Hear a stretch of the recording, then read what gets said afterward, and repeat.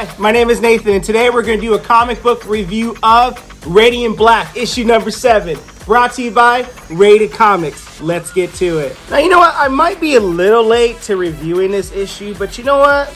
There's only so many comics and so little time to get to.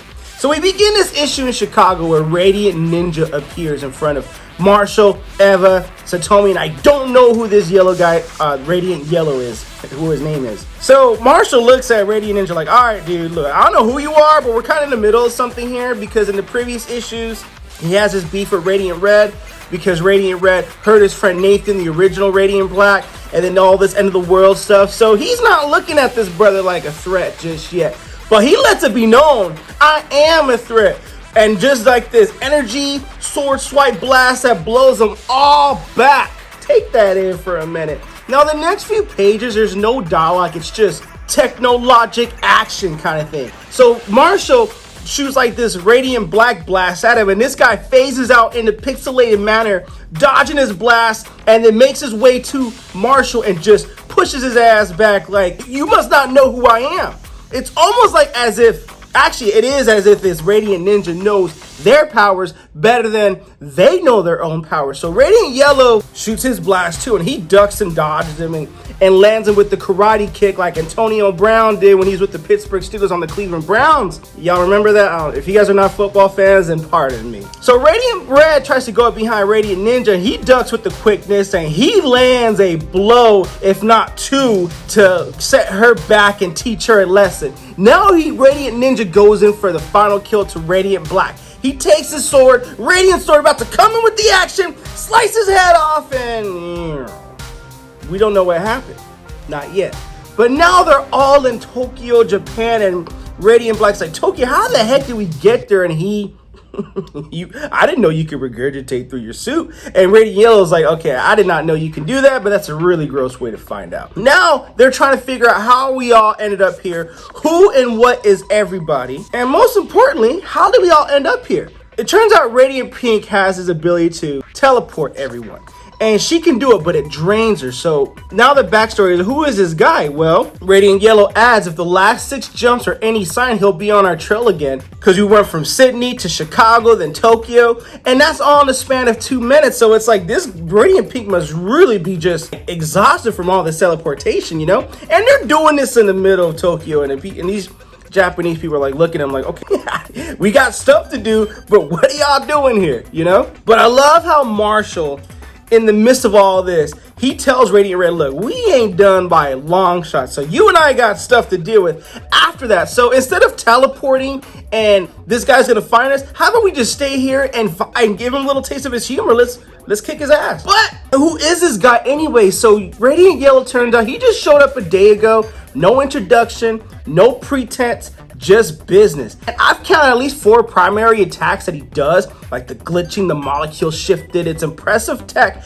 and we don't know that tech. So it just shows right there that this Radiant Ninja knows the tech better than these guys do. So they go back and forth trying to figure out who's what. Radiant Black and Radiant Blink have a moment right there, which is really cool. The dialogue and banter is lighthearted, and this is a really entertaining read. Once again, Radiant Black reminds Radiant Red, Satomi, sorry. She's just like, what's your deal here? And don't forget, we're not done here. And she's like, look, I didn't mean to hurt your friend. I was just trying to scare him. That's all you need to know. And this is a callback to Radiant Black issue number 3 or 4, I believe. And he's like, yeah, that's not all I need to know. 1, why you robbing multiple banks, which Radiant Black issue number 6 answered that question. 2, how did you find Nathan? And 3, why the body dupe? You know, I always wanted to know why. And she just like squints her eyes like, I plead the 5th on that. But yeah, why the body dude? Because I thought you was a dude, and all of a sudden you hit us with curves and some other feminine stuff. As they're flying away, or as they're flying together trying to figure out a game plan, now we see the pixelation from Radiant Ninja, and he surprises Marshall with an attack to the back. Now Radiant Pink, she teleports Radiant Yellow, she teleports Radiant Red, and she goes to Nathan before Radiant Ninja could come to him and teleports them. Now these two all of a sudden end up in space, and they're like, how we're in space? What?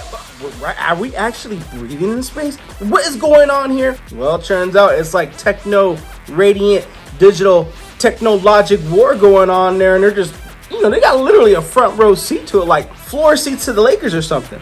And then Radiant Black's like, bro, not bro, Eva, you have to teleport us right now. She's like, it's too far. I don't know how I did it. Right now, you're not helping. You know, just think of something. I'll do the work. I don't care. Just do something. And now these Radiant soldiers are going up to them we don't know what they're going to do to him, but whatever it is, it's not going to be good. And then they teleport themselves to, hey, we're here. We're done. Woo, we're safe. You totally killed it, girl. Thank you. And then she's like, okay, I'm really confused. How did we end up in Russia? And meanwhile, Radiant Yellow and Radiant Red ended up in a completely undisclosed location. So now they're separated, but that's Radiant Pink's deal. She sent Yellow and Red, probably through confusion of her own powers, to a different location. Her and Marshall at another location. Now, I gotta leave a little meat on the bone with this issue. And I gotta say, I enjoyed this read. It's action-packed. You won't get bored reading this. Link in description if you want to get the book, by the way. Radiant Black issue number 7 shares many aspects that made the previous issue so great, such as lighthearted dialogue, glimpse of a larger world we have yet to explore, and the dialogue becomes especially important as we meet new characters. The jokes and the quirky things seem both humanized and endearing to me.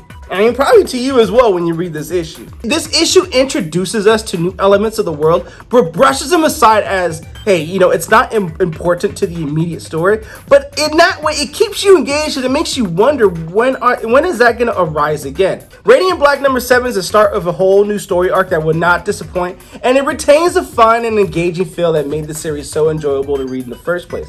If you enjoyed the first arc, you will not want to miss this one. With that being said, Radiant Black issue number 7. What you guys think of the comic book? Comment below, let me know. And also, link in the description if you guys want to get your copy, support the art, support the industry. Last but not least, if you like the content we're throwing up, you know what to do. Don't be shy and don't be stingy. Thanks again for watching.